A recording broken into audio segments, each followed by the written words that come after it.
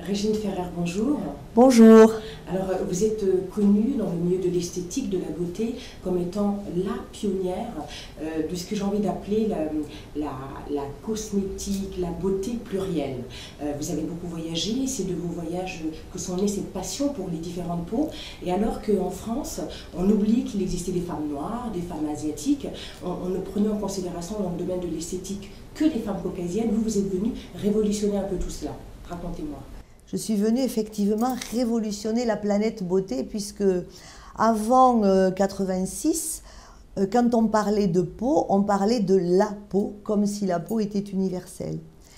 Je me suis rendu compte peut-être pour des secrets familiaux ou un vécu personnel, si vous voulez, que les peaux étaient très très différentes.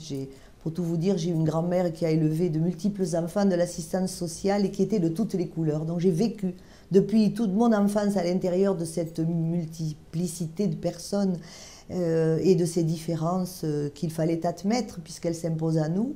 Et ma grand-mère était toujours très préoccupée pour décréper les cheveux, donc j'ai toujours été extrêmement avertie de toutes ces choses. Et c'est au cours d'un voyage aux États-Unis que je suis, en bonne parfumeuse, allée visiter le grand magasin Bloomingdale's et que j'ai découvert, aux côtés de marques comme Estée Lauder, Clinique, des marques comme Revlon, qui est un spécialiste, ne l'oublions pas. Et puis il y avait Naomi Sims, qui était toute petite à l'époque, il y avait le grand Fashion Fair, et Florrie Roberts également. Et donc, tout simplement, je suis allée voir la personne chez Fashion Fair, je lui ai laissé ma carte, et 3 jours après, Monsieur Johnson, qui était le président de Fashion Fair et le fondateur, m'a appelé. Je suis allée le voir à Chicago, et on a pris en 3 jours l'option d'importer la marque Fashion Fair en France. Ce qui a été un voyage difficile. Et quel accueil vous avez reçu en important ces marques noires américaines pour les peaux noires et métissées? Je n'ai pas, pour vous dire, reçu un accueil chaleureux. C'est un euphémisme. C'est peut-être un euphémisme. Un accueil surprenant. Je suis revenue des États-Unis, la fleur au fusil, extrêmement heureuse. Je suis allée voir les Galeries Lafayette où l'acheteur des Galeries Lafayette m'a regardé comme si j'avais de la température. Et lorsque j'ai décidé d'aller voir la communauté, je n'ai pas rencontré plus d'enthousiasme. Si vous voulez, de quelque côté que ce soit, je n'avais pas moi aussi la bonne couleur. Alors j'ai décidé d'avoir la couleur du cœur, hein, et puis peut-être la couleur de l'intelligence, et j'ai dit, qui m'aime me suit. Voilà. Peut-être je vais avoir des peaux de banane, peut-être on va ne pas m'aimer, qu'importe. Je me suis dit que je faisais ça et je le fais. J'ai appris d'abord parce que je pense que le savoir est aussi une source de reconnaissance et évite aussi tous les écueils. Donc je suis partie aux États-Unis pour apprendre la peau noire, je suis partie au Japon pour apprendre la peau jaune, et puis j'ai monté ma formation ethno-cosmétique, puisque bizarrement je vois partout qu'on écrit ethno-cosmétique et qu'on l'assimile à la peau noire, mais ethno-cosmétique veut dire qu'on adapte la cosmétique à la peau qu'on a en face de soi. Donc on fait de l'ethno-cosmétique peau blanche, peau noire ou peau jaune. Alors quand vous créez, il y a bientôt 22 ans, l'École internationale d'esthétique parfumerie Régine Ferrer, vous incluez, et là vous êtes la toute première, une formation spécifique pour toutes ces peaux. C'est plus que ça. Quand j'ai créé mon école parce que j'avais besoin d'une base arrière de formation. Et j'ai dit, rien de mieux que de reprendre une école où il y a un diplôme d'État. Parce que sinon, on fait toujours quelque chose à la marge. Hein, quand j'ai introduit Fashion Fair, je l'ai mis aux Galeries Lafayette et pas dans le 18e. Parce que sinon, on est toujours dans le ghetto et on est toujours à la marge. Donc, j'ai fait une école, la plus grande, la plus prestigieuse, puisque je l'ai rachetée à Jean d'Estrée, qui était le maquilleur visagiste international. Et ce n'est pas pour rien que j'ai acheté Jean d'Estrée, parce que Jean est quand même le premier maquilleur au monde à avoir parlé de maquillage en fonction de la couleur de peau. Puisqu'en 1953, ne l'oublions pas, il parlait de peau blanche, de peau métissée, c'est-à-dire de toutes les peaux qui sont soit métissées avec du négroïde, soit avec des peaux jaunes, et il parlait également de peau noire et de peau jaune. Je suis assise, si vous voulez, sur un patrimoine énorme que Jean d'Estrées, en 1953, a écrit. Donc c'est pour ça que j'ai acheté cette école en me disant, tu vas faire du diplôme d'État, comme ça, la peau noire et la peau jaune, qui n'étaient pas logées à la meilleure enseigne, vont pouvoir vivre dans un milieu, dans un lieu où on fait des choses régulières, des choses qui sont sanctifiées par un diplôme professionnel. Comment est-ce que vous avez vu évoluer cela? Est-ce que vous estimez que votre école, notamment, a contribué à faire changer les mentalités? Est-ce que vous pouvez dresser un bilan d'étape sur la manière dont les esthéticiennes en France, notamment, perçoivent maintenant les autres peaux caucasiennes? Je vais être très caustique dans ce que je dis. Je vous en prie. Mais si vous voulez, tous les diplômes d'État ont évolué. Je siège à l'Éducation nationale, à la commission de réforme des diplômes. J'ai bataillé, non pas avec l'Éducation nationale, qui est extrêmement ouverte là-dessus.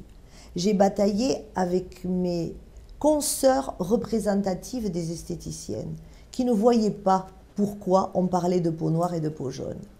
Donc, elles ont été, elles, les plus difficiles à convaincre. Et l'Éducation nationale a suivi. Mais ce n'est pas parce que la formation est dans un diplôme que la formation est faite. Parce que malheureusement en France, quand on ne pose pas de questions le jour du diplôme sur ces parties-là, eh bien souvent on les oublie. Voilà. Donc je pense être pratiquement la seule en France à faire un cours sur les peaux noires et métissées et sur les peaux jaunes. Je pense. En tout cas, je peux dire que les 200 élèves esthéticiennes qui sortent de mon établissement chaque année, elles, non seulement en sont persuadées, mais sont tout à fait capables d'appréhender les besoins d'une cliente, qu'elle soit blanche, qu'elle soit noire ou qu'elle soit asiatique, sans aucun problème. Maintenant, je rencontre aussi beaucoup d'esthéticiennes, et ça c'est un vrai sujet de plaisir pour moi, qui sont installées depuis de très nombreuses années et qui se trouvent confrontées aux soucis que j'ai connus au départ, puisque quand vous ne connaissez pas la peau noire, vous ne comprenez pas pourquoi vous lui mettez une magnifique crème hydratante et pourquoi ça ne fonctionne pas. Tout d'un coup, elle fait une allergie, elle se couvre de boutons, vous ne comprenez pas. Parce que vous n'avez pas compris le mécanisme et le fonctionnement. Et donc, elles font ce cheminement et souvent, elles viennent vers moi puisque j'ai monté, en dehors des diplômes d'État, une formation spécifique qui s'appelle ethno-cosmétique, où on apprend les 3 types de peau et elles sont énormément suivies. Donc aujourd'hui, on a évolué et ce qui a le plus évolué, c'est tout simplement la société, c'est le métissage. La planète sera métissée ou ne sera pas, je crois que c'est Senghor qui l'a dit. Et c'est clair, le métissage fait rentrer au cœur de toutes les familles, à travers la musique, à travers les arts, à travers la peinture, à travers la cuisine, cette espèce de mixité énorme et ce rapport aux autres et cette connaissance, parce que tout ce que nous venons de vivre naît de la méconnaissance de l'autre, naît de la peur de l'autre. Et donc, en cosmétique, lorsque moi, des esthéticiennes me disent « Oh là là, Madame Ferret, quand je vois une femme noire venir vers moi, je me dis « Mon Dieu, pourvu qu'elle sache ce qu'elle veut. » Vous comprenez? Ça veut dire que j'ai peur parce que je ne connais pas la peau. Mais quand je connais la peau, tout est fluide, tout va normalement. Donc, la connaissance, pour moi, c'est la meilleure des guérisons. C'est le meilleur remède.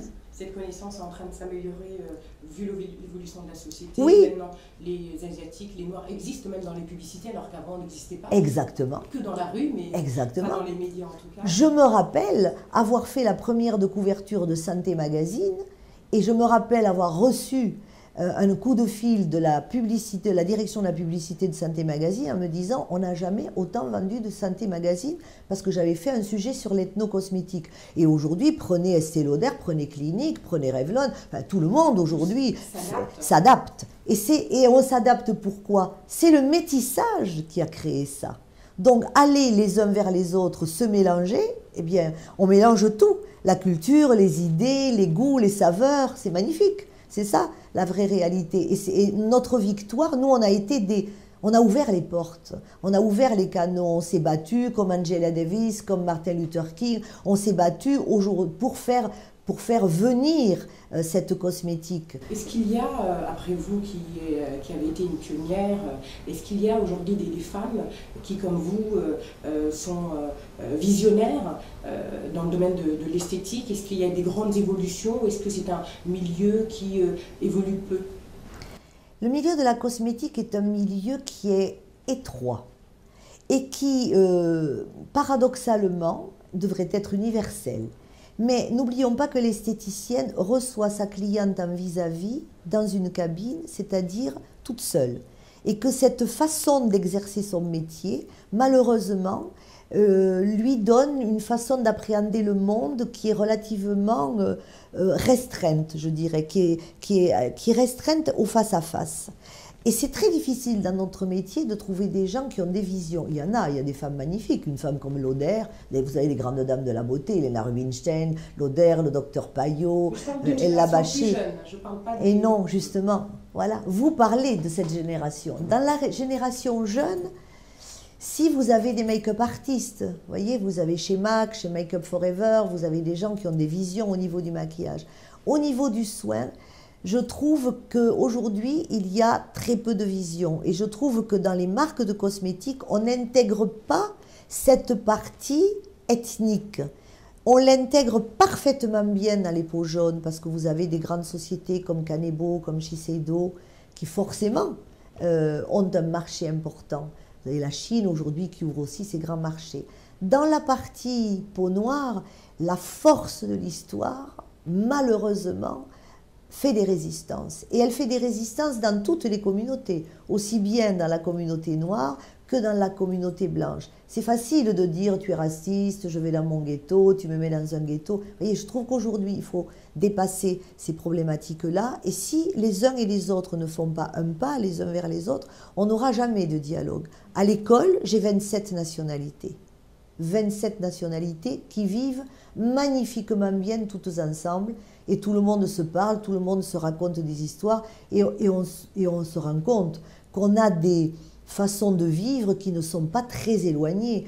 Au fond de l'Afrique ou au fond des Antilles, on vit de la même façon qu'au fond de la Creuse. Je suis désolée, on a des valeurs, on a papa, maman, la grand-mère, on a une direction, on a une façon de vivre et une façon de s'exprimer beaucoup plus rigoureuse.